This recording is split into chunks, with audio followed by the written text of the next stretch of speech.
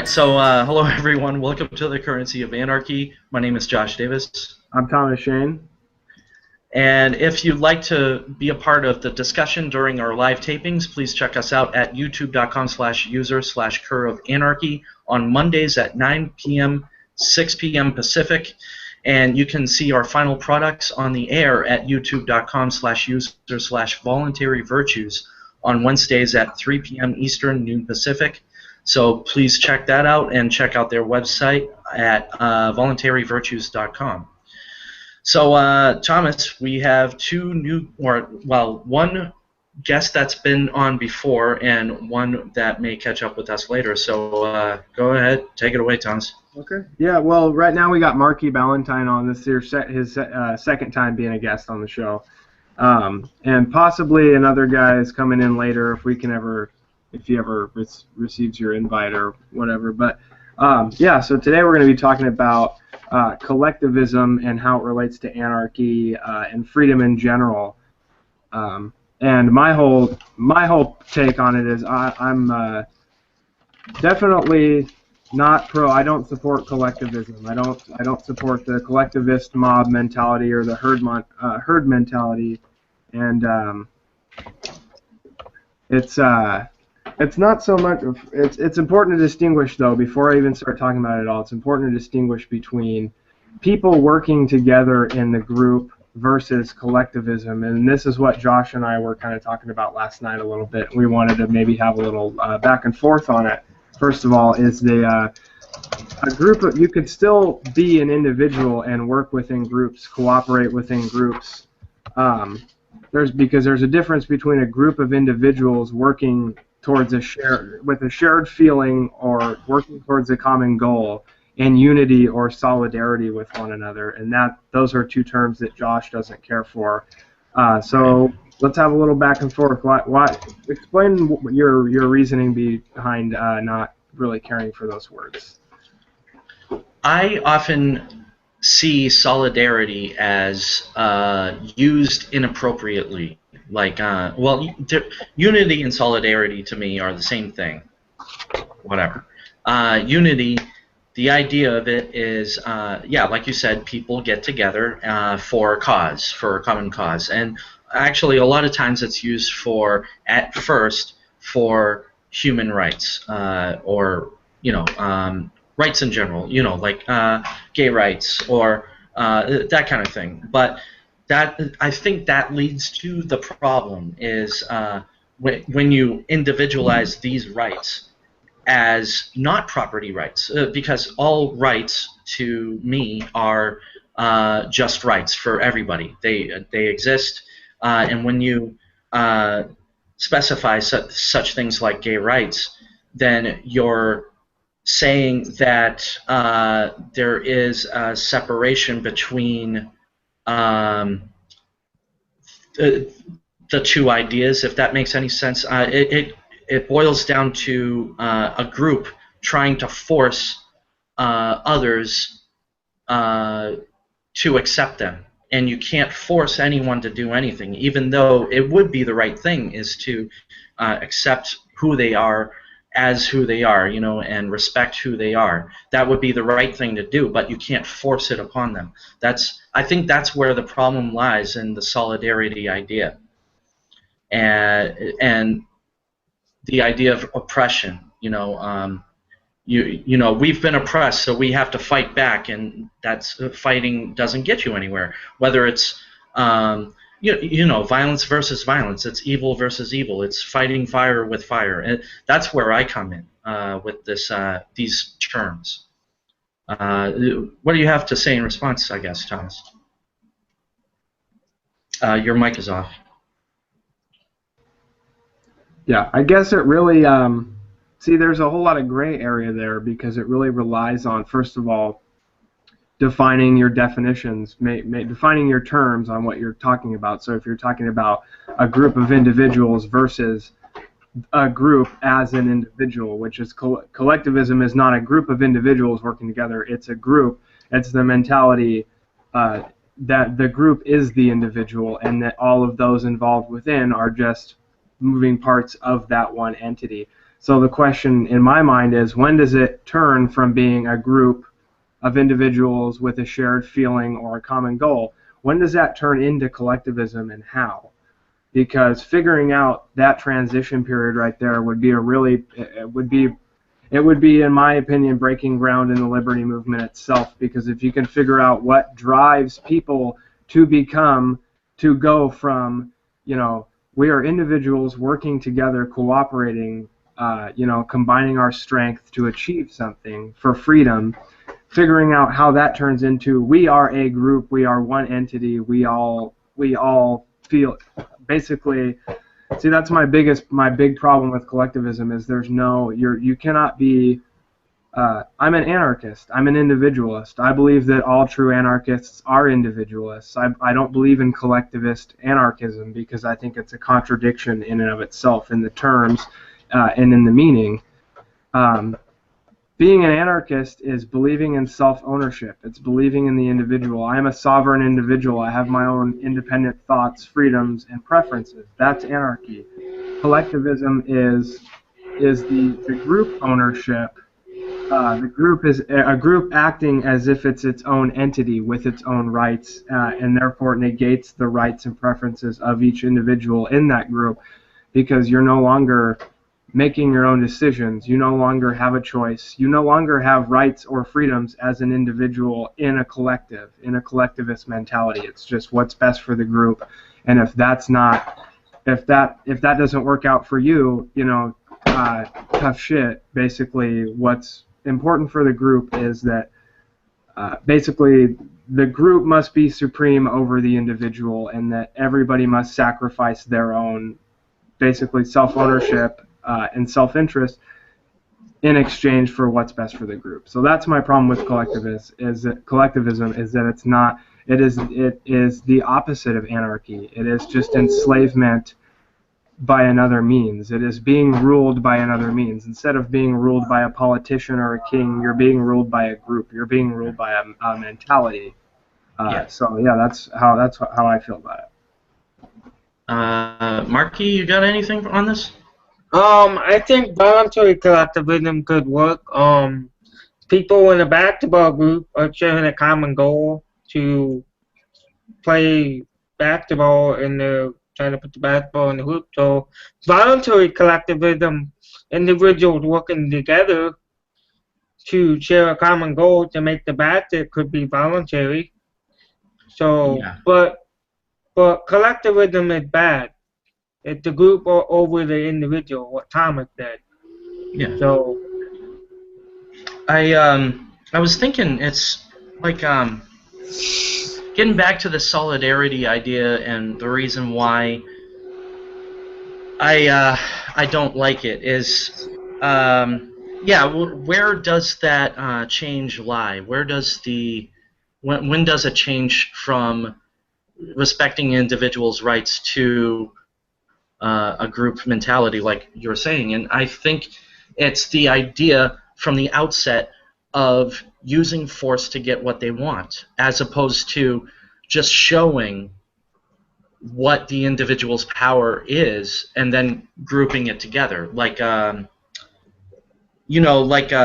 a union uses the government to do what it does. I mean, a union in and of itself is not wrong at all. It's just people associating with each other, and then I think that's what it is. Every one of these, I don't want to say liberal groups, but that's how it's perceived in the media and all, so I'll just go with it.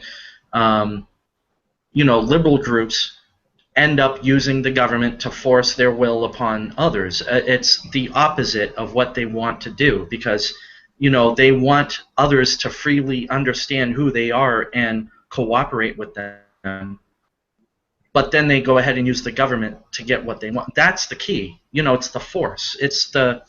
Because if it was just to respect gay rights, then yes, they would have all of these parades. They would have marches or whatever, and it would bring about the idea that they're equal, and that's correct. I think that that's what would happen.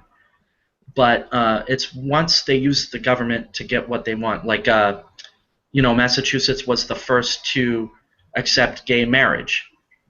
That's half right.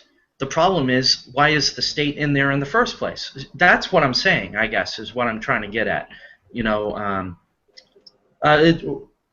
Who wants to chime in on this? I don't know.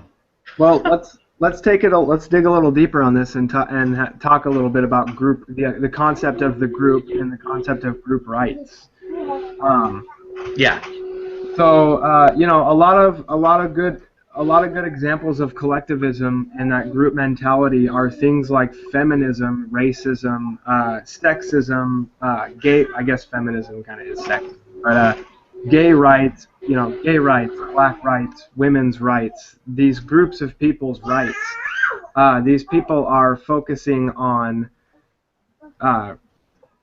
Basically, they're concentrated on. They say they want equality, but they're so focused on rights for these groups that basically what they want is group supremacy. They want their group to have, at least equal, if not more rights than other groups to do so, because that's kind of a way of saying that, say, gay rights. Like that couple, I can't remember where it was, but there was a lesbian couple that cake factory refused to make a cake for them for their wedding. Yeah.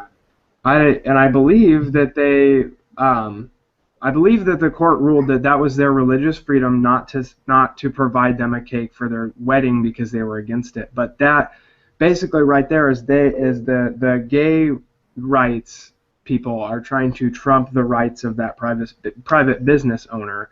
And I'm not saying I agree with it. I'm not saying that I don't think that gay people should be able to get married or whatever. That's a whole other issue. That's not what we're talking about. Right. They are trying to say that our rights can trump your rights. So our rights as a gay couple can trump your rights as a private business owner to not provide a service to us, because that's the motto. We reserve the right to refuse service to anyone because it's a private company and you're a customer. They're not obligated to provide you with anything. So that's one thing that really gets to me about it, and about the feminism and affirmative action and the gay rights and all that thing, is trying to say that our rights trump somebody else's rights because we are yelling about it louder or whatever it is that they do, however it is they go about that. But basically, they're focusing on group rights, which is something that doesn't even exist, when really they should be focusing on themselves as individuals and their own individual rights. Right. The liberty of all. Yeah, instead of sacrificing themselves as individuals and their own personal freedom and preference in exchange for what the group wants as a whole. I just disagree with that. Yeah. I was having a conversation about power, actually. I hate the word power, except when it comes to electricity. Like, power is like something that basically it's the idea that individuals have the the moral high ground over others, and that's where groupthink comes in. And when you think individually, you can't have politicians, you can't have these kind of things. Like, in my opinion, you can't even have power among partners or girlfriends, wives and husbands, that kind of thing. You can't have power, father, son. You can't have that kind of power. You can't even have power technically in a business. Like, you would have people that don't have authority per se, but you're voluntarily cooperating with everybody. And when someone controls another, even to a little bit of a degree, people start resenting it, and that's why groups can't work unless it's voluntary. When you have a business, you're exchanging something for something else, labor for money, or you're working for free just to get experience. Even that would be valid. As long as you're there voluntarily, there is no real power. You can always be free to leave. And the problem is, I guess, when we're talking about power, I guess we're talking. The problem lies in a parent and a child relationship. When do you stop? How far do you go to tell a child what to do? I guess.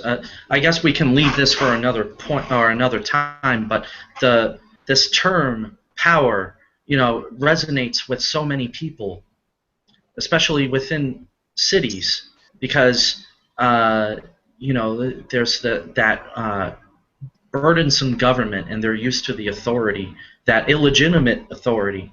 I guess is what I'm saying. And I guess I'm kind of rambling here, but I'm talking about power. This word I hate. Another term that I hate.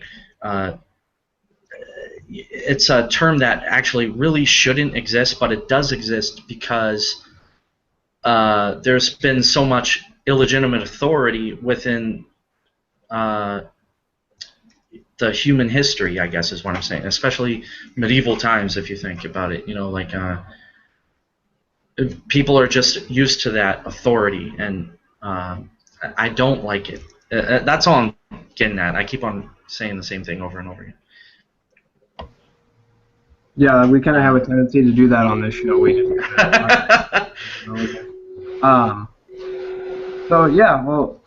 so another thing I wanted to talk about collectivism is how it interferes with morality, individual morality, and how it interferes with actual justice. That's one of the terms that I don't really like, especially social justice.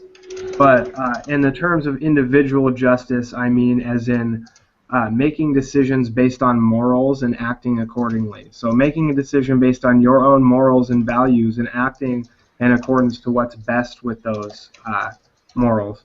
So basically, collectivism completely destroys this. It completely obliterates personal morality because it takes away the individual's choice and decision in a situation. So basically, morality should be used in your life to make decisions for yourself based on your own morality and values. If the collective, in a collectivist mentality, the collective is making those decisions for you, and basically they're taking away your right to make your own choice based on what you feel is right for you in exchange for them making, this goes back saying the same thing over and over again, but collectivism making the decision which is best for the group. I don't believe in group morality. I know we talk about this so much, and we talk about objective versus subjective morality, and I swear to God, every day I think about it, I just go back and forth on what I believe. And I don't believe in universal morality. I don't believe that an entire group can have the same morals and values, and therefore the decision that they make, that is made as the group. So what I'm talking about is the group making the decision for itself as its own entity without taking consideration of the individual's personal values within it. They could all hold the same values. It could happen, but I'm not saying that I don't think that's likely. I think obviously people are going to disagree on certain things, even in the smallest degree. But even to the smallest degree, it needs to be acknowledged, because when you start dismissing people's personal preference, you're taking away liberty, you're taking away individuality, you're creating collectivism, you're creating forced order. I'm glad you and I disagree on this. At least we can have a debate on this. Yeah. I get it. What happened? Nothing. Let's talk about it. Yeah. Okay. So my thing is, yes, social justice is yes, it takes away actual individual morality. It does, and because it uses force to tell others what to think. But I don't think that's what morality. Morality is individual, but it's also universal. So what I'm saying is, if you just look at the non-aggression principle, I think that defines morality, because people may value different things, but I don't think that's what morality is. You know what I'm saying? Like, if you think that porn is bad, then basically don't watch it. You know, it's neither moral nor immoral, I think. Maybe the actors within the show, as it were, may be married, and it might be adulterous, but it's not immoral to watch it, is what I'm saying, because it's not forceful. You know what I'm saying? So, on that kind of thing, it's this is where I'm talking about, like, force is immoral, and everything else is kind of a blanket neutral, for the most part. When you've got, but when you tell others that this is acceptable, like gay rights would be acceptable, and when you tell others to think that is forceful, that is social justice, and that is immoral, that's forceful. You know what I'm saying? That's where I draw the line, because when you've got personal preference is neither moral nor immoral to me. Preference is beyond morality. It's just what the person likes. That's what makes everybody individual, But morality to me is universal and individual at the same time, because it focuses in on everybody's rights. It focuses in on their liberty. You know what I'm saying? Yeah. Yeah. What do you say, Marky? I said, yeah, I agree. Yeah. Okay. I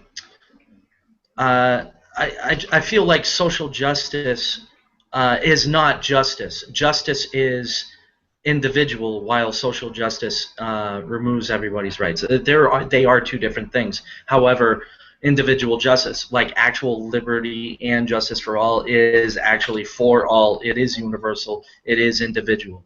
Because if you took away the idea of gay rights or black rights or whatever, just left it at rights, you'd have universality. You know what I mean? I'm looking to say that coercing others to think the way you think is immoral, while everything else is not immoral or moral. I guess I don't fully understand why your explanation of why morality is objective and not subjective. How is it universal? How does every single individual have? I guess I just don't agree with every individual having the same moral views and values, because obviously there are people who don't find murder wrong. They don't find rape wrong. That's why they participate in it. That's why they do so.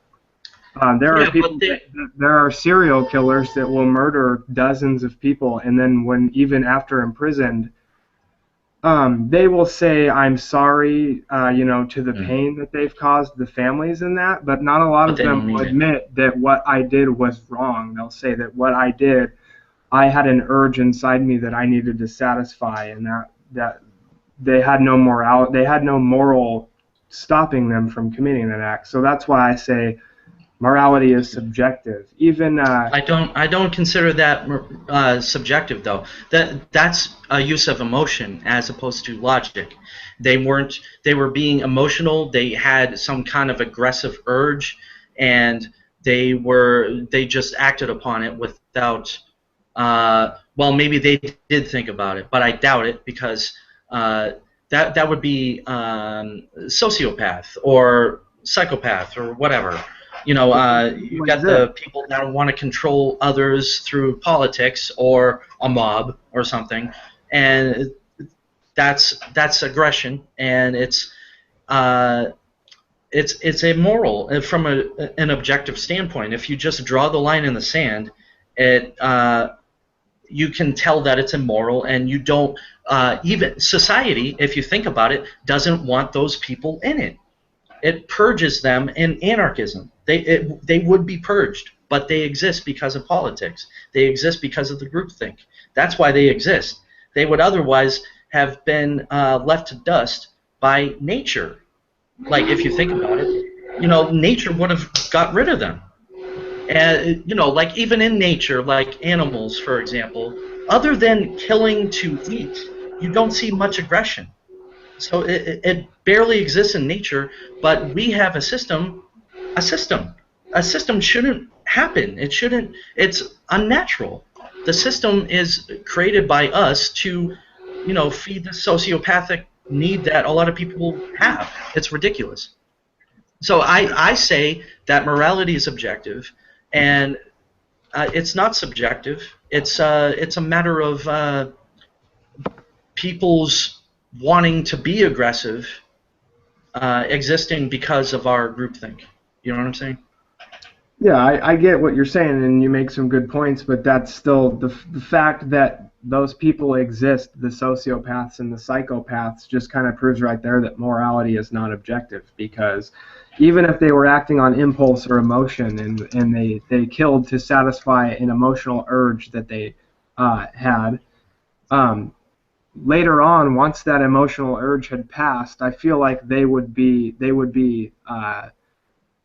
feel regret for what they did, and they would feel poorly about it, and a lot of them just don't. A lot of sociopathic serial killers don't. They don't feel that what they did was wrong at all, because they don't value human life, and they have no morals in regards to that, at least. So if by your standards, what you're saying is that they do actually hold the objective morality that you say we all hold. They just choose to ignore it, or they've chosen to just subvert it in their down into their subconscious. Or I'm saying that whoever created the government, is consciously subverting that objective morality, but there are also others that don't think that far. I think there are those that have good intent but use the government for their whatever they want to do. So they're not really actually thinking it through. So I think there are those that are just dumb, probably due to the government schools, and they think that it's right, but it's not right. It goes against everything that they should have been taught as kids. You know what I'm saying? Yeah. Well, they should have been. Yeah. Well, you should. It's crucial that we teach when people ask, what kind of things can we do to try to bring about a free society, or at least kind of coax people. I don't want to use the word coax. That sounds shady. Bring them into the light. And the thing that I say is we need to. One of the most important things is educate people on the concept of self-ownership and collectivism. Changing topics now. Back to the original topic. Collectivism is not self-ownership. It is group ownership. It is the group entity owning the individuals, using them as tools for the greater good. So I think that we need to educate people, our children, our friends, our family, strangers we meet on the street, about self-ownership and individual, and that's because moral decisions should be made by the individual. It should be made by the moral agent itself.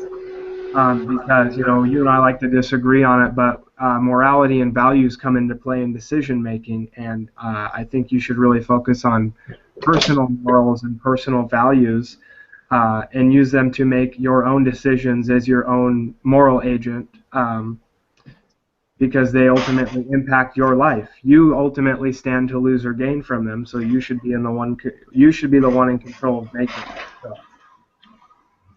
I guess that's what I'm trying to say, though, Thomas, is there's no, to me, there's no personal morals.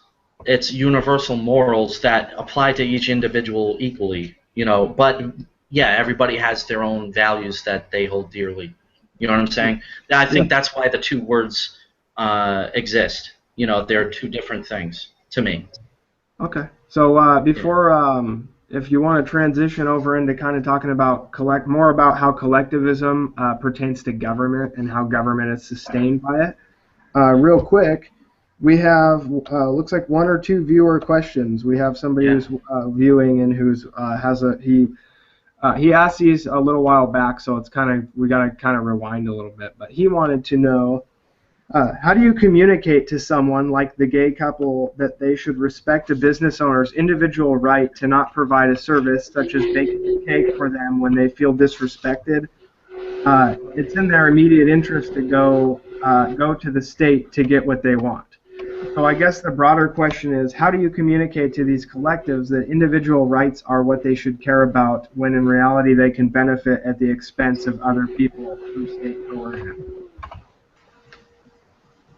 So it sounds like he's kind of asking, how do you communicate individual self-ownership and individual rights to people with the collectivist mentality who are trying to force you into compliance with whatever they feel entitled to? My thing would be a lot of people wouldn't want to go that route because it's a short-term gain, and a lot of people live for short-term gain as opposed to long-term. It's almost like why people lie in the first place. You know, people lie because they have a short-term gain, and they sacrifice long-term gains. You know, and when you tell the truth, a lot of times, maybe actually you'll lose a couple friends when you tell the truth, type thing. But the more that you tell the truth, the more people respect you and actually just treat you correctly.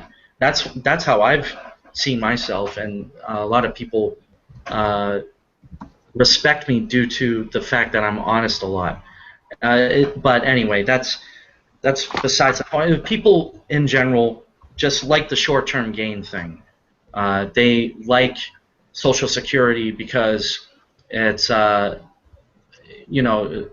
it's all this kind of thing. You know, it's like a sudden burst of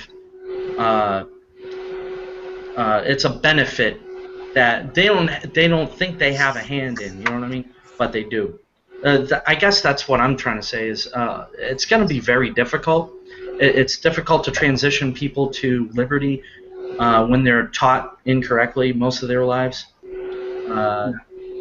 I don't know. I guess that's where I'm coming from. I agree. That's kind of like that's basically like the question on asking how do you communicate to a statist that what they're doing is immoral to the other people around them. What they're doing is damaging to their own soul, to their own being, their own existence. Yeah. That's the million-dollar question, I guess, and that goes back to what I was saying just before we started with this question. Educating people on self-ownership, educating people on serving themselves. I'm not saying you should be, I'm not saying I support 100% egoism or 100% altruism. I'm saying there obviously needs to be a balance. There's nothing good about polar extremes, about going from one extreme to the other, because whenever you're doing that, obviously you're going to be kind of closed-minded to whatever other information that might be being supported by the other side that could actually enlighten you and help you further in your path to liberty. So there needs to be a balance between serving others and trying to help. I don't want to say serving others. I want to say helping others, cooperating with others, working together on things to achieve a common goal. And also making sure not to sacrifice your own self, your own integrity, your own choice, and your own freedom. If you don't have ownership of yourself as an individual, what do you have? You don't have freedom. You don't have liberty. You don't have. You have, I guess you could call it a life, but I mean, and if someone wants to voluntarily become a slave to a collective, that's their prerogative, but. As far as I'm concerned, that is not. There's nothing free about it. There's nothing anarchist about it or libertarian. It's just another form of enslavement. It's mental enslavement, And yeah, that's. Mark, do you have anything to add? Yeah, education. Educate people about self-ownership, share YouTube videos and all kinds of things. Just continue to educate them over and over and over until they finally get the logic and reason and they start to really understand what self-ownership really means and what freedom is really all about. Mm-hmm. Yeah, breaking the matrix. Yeah, paradigm shift that we all talk about. There needs to be a shift in the paradigm. There needs to be a shift in the group, the whole consciousness of humankind.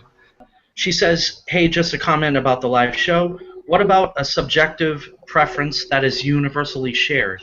I would argue that the only universally shared subjective preference is to not being aggressed upon by others, thus the non-aggression axiom. And I guess my thing is, I think that is the only one. That's the defining line for me for morality in general. So that would be like, it's not a subjective preference. That's just the principle by which I live my life, and I have my own values, but everyone has different values, but subjective preferences are. I like to watch TV once in a while. I like to do a show once in a while. I like beer. Those are subjective preferences. Those aren't. That's not morality. That's not anything like that. That's things I value are truth, honesty, integrity. Being kind to your fellow man, that kind of thing. Do not hit, do not steal. But that's all almost a breakdown of the non-aggression principle. So it's at the same time not a value. It's still holding to that principle. It's still, in a sense, morality. So values to me are: I love my family. I will take care of my family. That kind of thing, I guess, is what I'm trying to get at. There are like three groups in a way. You've got actual morality with the non-aggression principle, to me. You've got, values that a lot of people hold dear, that kind of thing. And then there are just preferences. And I don't consider those preferences to be anywhere close to morality at all. Morality or immorality, whatever. So I guess that's where I'm coming from, and I had a little discussion earlier about this kind of thing. In a sense, you can find a lot of this in nature. There's the individual preferences, there's the thing that they never do, and there's the like that value system that nature just holds. Bees take care of their nest. It's collective, but it's not. It is more collective than most. You've got bears. Yes, this is the greatest thing. When you've got bears who have caves, and they'll take care of their cave, and they'll protect it during a cycle or whatever. And I think that shows non-aggression and values at the same time. It's not so much preference, except for whichever cave he's in, type thing. But anyway, this is such a way off topic, I guess, but it's not. Whatever. So, Thomas, I guess you have something to say about this. Yeah, this is just one of those questions that is going to plague me for a really long time, and I don't feel like I'm ever going to have a solid answer to it, because there's really good points for objectivity, there's really good points for subjectivity. But what you were saying is that people have that morality is universal, it's objective, but preferences and values are not. and they are separate from that. But aren't your preferences and values kind of based around your morality as a person? What you find to be moral and what you find to be immoral? You don't think so?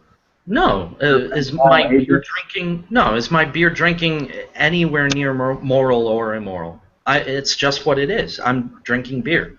I like computer games. Is that moral or immoral? No, this But is all obviously, preference. but obviously you don't find drinking immoral, hence why Right, you're doing it. Some people do find drinking to be immoral. So right, that right but there is a break in morality. That's not. I don't consider that true. That's not. See, morality to me is just use of force or not. You know, it's do you respect others' property rights? That's it. So when you know, you have a group, going back to the gay rights thing, they have this value that they hold dear. You know, it's who they are. They are gay, or I am heterosexual. You know, it is not necessary. Is it a value? Whatever. Anyway, the fact is, when they group together and they use force, that is immoral. When they are just showing others the truth, that is a value. But the preference is there's no preference, personal preference in that inside of that. You know, it's maybe they prefer to group together to show what the right road to take is or whatever. But the morality is when they initiate force. That's immoral. That's it. To me, it's objective. It's in the line, drawn in sand. It's universal. It's understood that violence is wrong, that coercion is wrong. For the most part, most people get it when you show it to them. But when otherwise, it's not moral nor immoral to group together. It's freedom of association, no big deal. That's all I'm saying. See, but that right there. You said that it's understood and accepted that violence is wrong, that coercion is wrong. Yes. Obviously, there's the existence of the state. There are existence of criminal organizations. There are existence of sociopaths. So that, I mean, that they're not. That just goes to show you that those people have not accepted. They don't understand that it's wrong, and they don't accept that it's wrong. They accept that they will do what they want to do, and that whether or not you find it wrong is inconsequential to them. Right. But when I'm talking about universality, society knows it's wrong, and they get rid of them. In a normal anarchy, like what we have right now, we have right now we have a state that keeps them in a jail. Mm-hmm. So they keep them around, and that's socialism. You know what I'm saying? So I'm saying in anarchism, you wouldn't have that. You wouldn't have a jail. You would have people either leaving that city or whatever and being an outlaw, or they would pay their dues and fulfill the injury to the family. So you're saying that. So you're saying that these immoral people would be phased out. They would be ostracized, and and then morality would then become universal among all the people that have stayed. I'm saying that it's already universal whether we do the right thing right now or not, because sociopaths control us as opposed to individuals controlling themselves. So we have no choice, and they exist. So it's a plague on us. It's what I'm saying? Yeah. Okay. I guess we're just gonna have to agree to disagree on this one for this one. Who knows about next week? I'm always reading. I'm always talking to people, and I'm always like receiving new information, and I'm just constantly swaying back and forth. So yeah. At least I admit that I don't really know. And that maybe I don't think it's really the kind of thing you can know, though. It's basically, it's philosophy, it's personal opinion, it's personal belief. Well, all right, hold on. Let's think about what would happen back in 1500s, 1600s with, Indian tribes or whatever. It was more anarchic.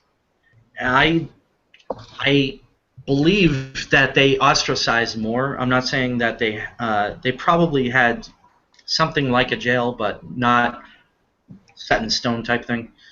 But I believe that they dealt with it better than we do right now. You know what I'm saying? Yeah. I agree with you. Yeah. I'm just saying, the more anarchic you get, the more you see the universal morals come about. You know, it's that more blatant. You know what I'm saying? Okay.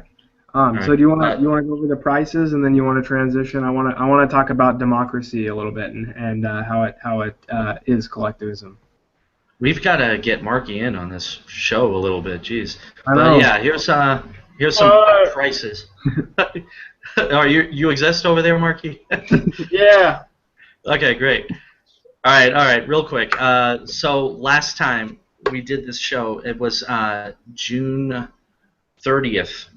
So prices have changed not too much, actually, in the last 3 weeks. So that's surprising, but not really because it's summertime.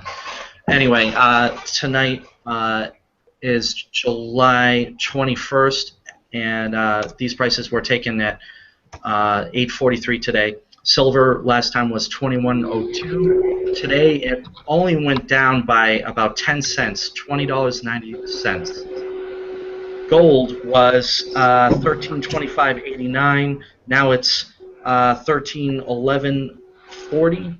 And Bitcoin has not changed all that much either. Last time it was 639.78. Now it's 619.94, and that's about a $20 loss. So not too bad. So yeah, what would you like to talk about, Thomas? All right, I wanted to talk about democracy and how it basically is collectivism. It's a collectivist form of government, or political collectivism, or whatever you want to call it. But yeah, that's a basic idea. People always attribute democracy to freedom and to liberty, especially in this country and other countries where democracy is a big thing, and they have democratically elected leaders and all that, rulers and all that stuff. So yeah, it always gets attributed to freedom, and I'm not really sure why, because it's not, like, going back to what we were talking about earlier, the basic understanding of collectivism. It's not self-ownership, it's group ownership. So if democracy is group ownership, if it's not individual if it's not self-ownership, it's collectivism, and that's not freedom. So it's as simple as that. Basically, so what do you there's a lot of propaganda that surrounds democracy, saying that it's freedom. We're a free country. We have democratically elected leaders. We get to vote. Look at all our freedoms. Yay! Basically, it's only a free country for those who are in the majority, or those who get their way through their vote. And basically, it's not even real. What we have, representative democracy, it's not even actually real. Technically, it's not real democracy, because it's not like participatory democracy where you can vote on everything. You can vote on every single issue. You elect leaders to represent you in your best interests, or basically smaller collectives' best interests. State representatives. They represent their state as a group, as its own entity in the federal government, which is also its own entity. So two forms of collectivism right there, working within each other. So basically, as long as you're in the majority and your leader has been represented, the one who shares your beliefs, basically it's 51% controlling the 49%. The founding fathers called it tyranny of the majority, because the majority controls the minority. You have no rights as an individual in democracy. You only have privileges that are granted to you by the majority. And people will also say that democracy. I was reading something the other day, and they were saying, actually it was that video of the professor who was talking about the mob rule of democracy. That democracy is not even intended to be a permanent form of government, because it always collapses and is inevitably followed by a dictatorship. Because you can, you can vote. You could vote for your leader, but then, if your leader is not, we witness it every day in this country, leaders not representing the people they're supposed to be, not representing their interests, but representing their own self-interest as a person. So colluding with corporations, taking bribes, passing certain legislation, just being overall corrupt in their power. I know you love that word.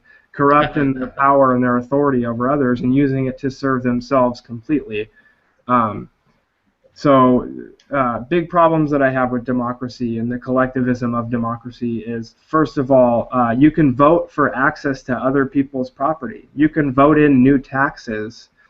You can vote for, a representative who will vote in new taxes or vote in new laws which will require further taxation to fund them. So you're basically saying that you have the right, when you're in the majority, to the minority's property, whether or not they like it or not. And this is a big problem between statists and anarchists, is the tax thing, the taxation being theft. Statists will talk about all day long. Which government actions do we need to help us out of this problem, help us out of this dilemma, or to serve the best interest of the group in its entirety? And basically, they'll try to say, well, you have in living in this nation, you've agreed to a social contract, because an anarchist arguing with a statist, you'll say, well, what gives you the right to my money and my property to fund these laws and fund this legislation, which your representative is now implementing on everyone? And they'll throw the social contract myth at you that apparently, I don't know if you were born into it or I don't remember signing anything. I don't understand where this imaginary contract is that everybody keeps talking about, but apparently it attributes your consent to this system as a whole and what's going on. And one of my biggest problems with it is there's no opt-out. Where's the opt-out? Where can I go if I don't like it? It's like saying, if I don't like being bullied by this bully on this playground, so where can I go? I can go to another playground with another bully, but where can I go with no bullies? And because of collectivism and government especially, which you could argue is the ultimate form of collectivism, that's almost impossible nowadays. You can go to places that don't have governments, but they're ruled by warlords, they're ruled by criminal organizations. Everywhere you go, it will be ruled by some collective somewhere, just about, unless you're out, in the Yukon or Antarctica or something like that. You might be able to get away with it for a while, but so yeah, that's just a lot of problems that I have with democracy and the collectivism of it and the propaganda surrounding it and freedom, because it's not freedom, it's just another form of collectivism.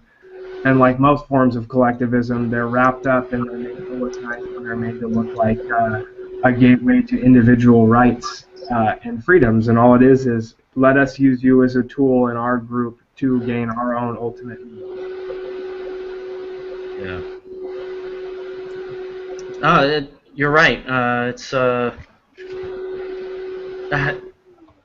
See, my thing is, a lot of people think they can get out of collectivism by, going up to court and, showing that they never needed a license, for example, to drive, or there's myths. I'm not sure they're right or wrong, but I feel like a lot of people use these, try to use the court as a way to get their liberty back, because they basically quote, eternal vigilance is the price of liberty, and you have to know these things, know the law, that kind of thing, where that might be right, where it's written in law, I'm not sure, but the government isn't going to allow you to do it. They're going to fight against you and, use all the smoke and mirrors they can, and even if there's a jury, they're going to not allow the evidence in the court, that kind of thing. So, your liberty is gone from the very outset of the government's existence. It has nothing to do with protecting liberty. It is the destroyer of liberty. Government is the antithesis of such thought. So it's like, whether it's a democracy, it turns into a tyranny, or a republic turns into a democracy, turns into a tyranny, or whatever path you want to use. It doesn't matter. It's all communism, it's all fascism, and it's all against your liberty. It's what we need is liberty, is anarchy, because that is liberty. And if you are to protect your liberty, you must protect your liberty. You fight for anarchy. That's what you do. Yeah. That was a perfect example, because that's exactly what the founding fathers had intended. In the Constitution, it doesn't say anything about a democracy. It says a republic. We are a republic.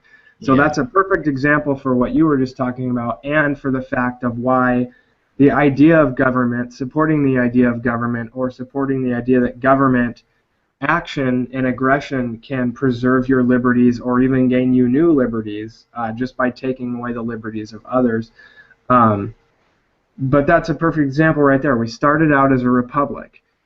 In a republic, you don't vote for access to other people's property. They recognize private property, and they don't vote for access to that. Also, in a republic, I believe it would be more participatory democracy, where each individual could vote on every single issue and voice his or her concerns and influence others.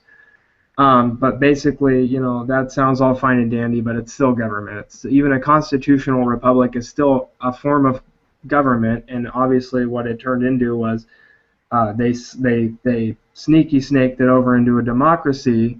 Then we became a democracy, and then obviously democracy just inevitably turns into more and more tyranny until it's a complete, authoritarian state. So that's a perfect example of why government is not the answer. Government is not it will not preserve your liberties as a person. It will only fight to take them away. Right. Hey, Marky, what do you say? I mean, Maxim relaxing over there. Democracy is just my rule. That's all it is. I agree exactly with Thomas. It's my rule. It's 49% ruling over the 51%. That's all it is. It's my rule. I was thinking, like, when you talk about a republic, I feel like there is no difference, because whenever you're voting against people's property every time, I think, because in order for a republic to exist as well, they need to vote for taxes, and that is personal property, outright. What the federal government originally didn't do was have direct taxation. Actually, originally, under the Articles of Confederation, there was no taxation at all. Thus, it wasn't a government, and that's why it didn't work. So then they created the Constitution in order for it to work. James Madison presented that and everything. I feel like I'm getting into a history lesson, but yeah, go ahead. They do talk about don't they talk about taxation in the Constitution? In the Constitution, yes. Yeah. Oh, okay. Yeah, I'm talking about the Articles of Confederation. There were no taxes under the Articles. Right. So they snuck it. So they slipped that into the Constitution, basically. Well, they didn't slip it in. It was pretty obvious. But yeah, well, they tried to slip it. Well, obviously, it wasn't obvious because it went through, and now we're taxed. Now we have, involuntary taxes.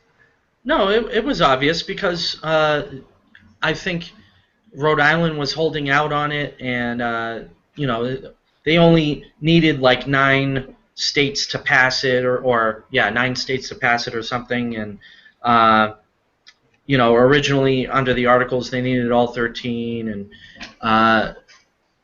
under the Articles they weren't allowed to. That they were allowed to change the Articles themselves, not create a whole new basket of laws and rip out the Articles. So that's what they did. It was blatant. It was blatant.